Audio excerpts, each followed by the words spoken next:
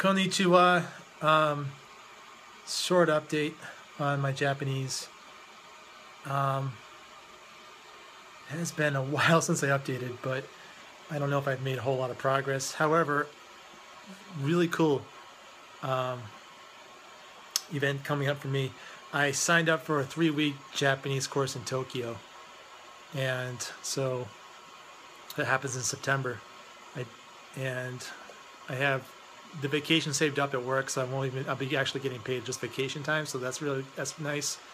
And I did their placement test, and apparently I thought the test was kind of easy. I guessed on a couple of them, but they were pretty good guesses. Well, overall, it was the grammar. It was just a grammar test for the most part, and I did well on it. I went in to ask because I didn't know if you would need to write kanji per se. I mostly teach myself to read kanji, not to write it. I have flirted with the idea in the past of writing kanji, but after a week or so at a time, I would just give up because it's just a lot to remember. So they said, yeah. Well, before they did that, though, the girl's like, you need to hold. And then I said, why are you holding? I'm like, were my test results that bad? I wanted to sign up for the Chu-Q level. And she's like, just hold. She's like, no, they were very good. I don't know if you should maybe be advanced or if we have a course for you or what. And I'm like, oh, this is a good thing. And of course, one of the Japanese, I don't know, should check with someone who runs the department or something. He's like, yeah, we got a course for him. And I'm thinking, yeah, you got a course for me. On my Japanese, I'm glad I did well in the test, but it's not that good. It was multiple choice, and so it's reading, and I'm sitting there saying to myself, I can't write kanji to save my life. And so she kind of addressed my questions after she got the test results out of the squared away. Didn't have to cancel my trip, thankfully. And basically, yes, they require you to write in kanji at the Japanese schools in Japan. I guess it's not a deal breaker. If you're bad at it, then they just give you more kanji writing homework or something. Don't know. But initially, I always focus on vocabulary. I was thinking I should probably focus on grammar because when you take courses, grammar seems to be the biggest thing, kind of separating you between the levels. If you know, and they'll do like the JLPT 1, 2, 3, 4, 5. They test you. They've got certain grammar for each one. That's really a benchmark as to what your Japanese level is. So I'm going to focus on writing kanji because I don't want to show up and be the worst person in the school at writing kanji. I was a little bit surprised. This school, it's like Genki Japanese or something, I forget. They focus on Westerners. It's, I guess, founded by a JET program person or some sort. So a lot of people are Westerners. Westerners suck at kanji. We generally try to read them if we can. If we can do that much, we're happy. Writing them, some of us say, yeah, it's fun to do. It's practice. And they may practice, but you really can't do it. Like, sit down and write a letter, all kanji, all your vocabulary, know all the kanji accordingly and write it out. No. I don't believe that. Some people say they love kanji. I still think they may love kanji, but it's still hard. They're weak. I guess I'll get a better idea of that when I go to the school. So I'm doing Skritter, this website Skritter.com. If you go there, they have. I've used this software in the past a little bit. Ultimately, I chose not to do it because it focuses on writing kanji, and I kind of came to the conclusion that if I work too hard on writing kanji, I won't learn vocabulary.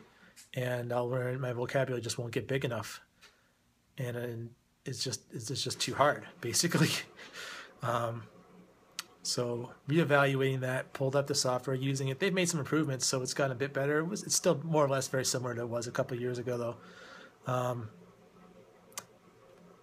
And I'm having fun with it. I always have fun whenever I try something new, even if it's writing kanji. If just to change up as opposed to the same old, makes it more interesting. So that's going pretty well. I've been doing this about a week now.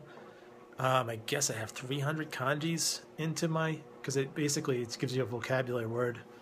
I enter what's the vocabulary I want to study. Of course, it uses the kanji. Anyway, you can go to the website if you're curious and get more information on it. I'm working off of kanji and context textbooks. I have the revised edition, and the book is set up so that I guess you get the 2,000 roughly daily use kanji. For each kanji they'll have a list of words to study, and the red ones are what you should study first, and then the ones after that are just black, and then there's some specialist ones like, I'll say, historic, or just some, not too many of those. Basically, you've got red and black. That's basically it. Especially because the kanji starts off easy. Basically, ichi, ni, san. It's just, it doesn't leave out any kanji. I was tempted to do both red and black because I definitely know the red ones. The black ones had some that I didn't know, and I'm like, this is what I want to do. But since I'm trying to draw the kanji, I'm going to stick to the red ones. As you go through the book, I am finding, I'm not even done with the first section yet. I am finding some red ones. A couple of them with vocabulary I didn't know, but the biggest thing is that I'm writing the kanji. So if I can write the kanji from my head, that would be a very nice improvement. There's a few words in there because they're just some lesser used readings, like gobu gobu, 50-50 chance of doing something. And it uses very simple kanji. It's a very easy word, but it's just something I never came up for. I don't know, it's not totally uncommon, just not common enough that I had learned it already. So those lists have, although they're super easy kanji, there's some vocabulary in there you may not know. I'm using that. I am mixing it up because it's so much fun to go into like an anime, watch the show, pull up the script online, read that, and study those vocabulary, because then you can watch the anime again and be like, yeah, I understood that. And it just kind of makes it fun and interesting and more motivating and more real and useful than going into a kanji book, pulling out vocabulary and practicing that.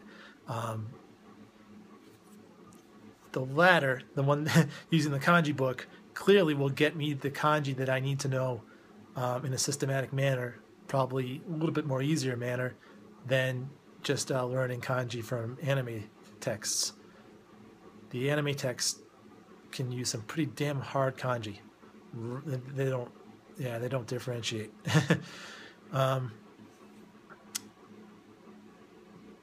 Back in the day when I used to do anime scripts for a show, typically I would end up with a list of about 150 words. Now I haven't done that. I kind of went on a hiatus of doing that, and I've gone through a few shows. I typically have 60 to 70 words now, and that's obviously, well, not obviously, but that's including words that I previously studied, but for whatever reason didn't immediately get the first time I read it. Like the kanji just threw me off, or just for whatever reason didn't click. Just tossing into the words of lists to study just to refresh. So 60 to 70, that's like twice as good as it used to be for me. So that's a definitely obvious improvement, and it makes going through obviously makes the whole process is easier now. So my Japanese has gotten so that I can study off shows of anime, I think, much more efficiently. Great. So coming up, I've got September. I'll be going to Japan. I'm probably going to record videos, pictures, and go nuts. I'm going by myself. There's no one with me. I'm just by myself. I'm going to the school. Part of why I wanted to go to school as opposed to just walking around doing my own sightseeing is that I'll be in a class with other students in the school too. I'll meet people. There'll be others, people to hang out with, and I don't know anyone who can just drop and spend 3 weeks in Japan and pay for it. It's just, yeah. Also, I am seriously considering quitting my job and teaching English in Japan for a couple years. I think that would be super fun, and it would just be a totally awesome experience. I'm really thinking about this. I'm going to apply for JET, and if I get accepted, then I'm probably going to go for it. If I don't get accepted, then I may just do like a regular school. I have an English degree, bachelor's in English from UMass Boston. Was not a very good college student, but I still have the degree.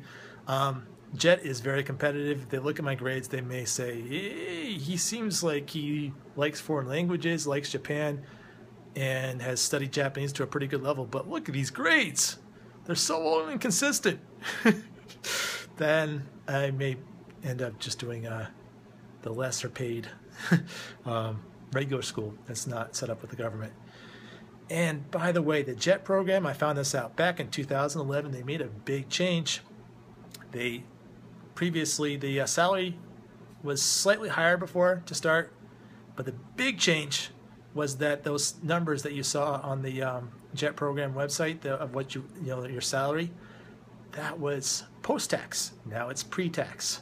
So essentially, before 2000, if you were hired in 2011 or previous, you were working and getting money basically tax-free, and income tax-free, as opposed to now you're paying income tax. It makes a difference. Very upsetting. Oh well. So I will probably update again before I go as I get closer, and clearly once I am on my way to Japan, I will be probably doing lots of little videos, skits, and who knows, just being like, wow, this is interesting. I'll take a picture, take a video. Yeah. Hope everyone else is doing great with their Japanese studies, and I'll talk a little bit more about the grammar I'm trying to do. I'm struggling with it. If I do a video, maybe it'll motivate me to stick with it because it's hard. Anyway, bye.